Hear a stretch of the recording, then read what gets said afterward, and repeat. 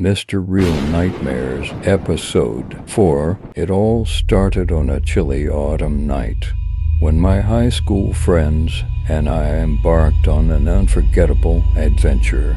The three of us were cruising through the heart of rural America, passing by those enigmatic, abandoned buildings that blended into the desolate landscape. Our curiosity got the best of us as we decided to throw an impromptu party in one of these mysterious structures. Armed with a stereo, glow sticks, and a video camera, our trio was ready for some fun.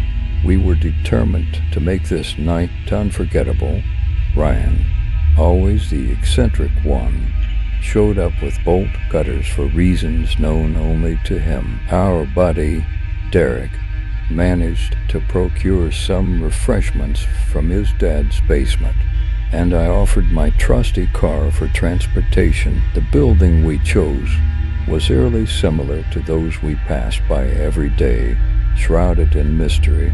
It had no discernible purpose, surrounded by an overgrown fence, and barely visible from the road. As the autumn air filled our lungs, we couldn't help but wonder how many more adventures like this we'd have before heading off in separate directions. As we ventured inside, we discovered a large, dimly lit room, seemingly as dull and featureless as the outside. Ryan, always the daredevil, started showing off his skateboarding skills, making the most of our glow sticks and the low-light ambience.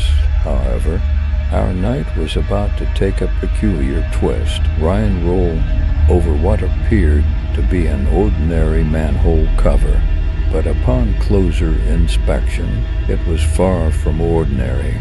Made of some futuristic alloy with a fold-down handle, it piqued our curiosity. Without thinking too much, we decided to open it and see what lay beneath. A ladder descended into the darkness below, and, against our better judgment, we began our descent. The pit seemed to go on forever, curving slightly inward as we continued. The darkness below swallowed the beams of our flashlights, creating an eerie and unsettling atmosphere. Just when we thought we'd seen it all, we stumbled upon a strange underground tunnel that seemed to slant downward sharply. The walls of the tunnel stretched out before us, with no end in sight.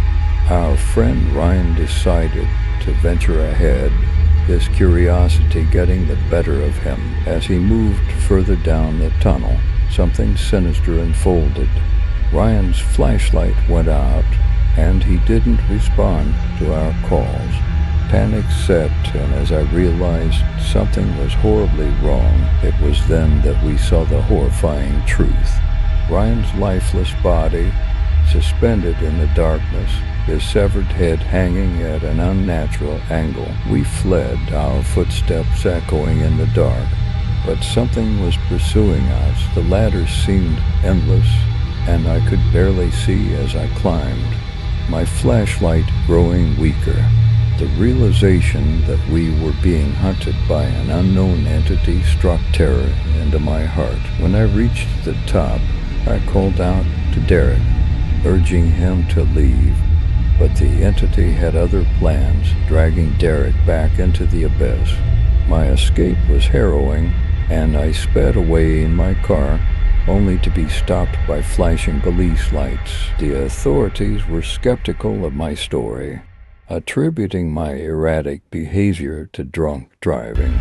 My friends' disappearances were dismissed as them running away. I found myself in jail, unable to convince anyone of the horrors I had witnessed. Years later, my courage resurfaced, and I revisited the site.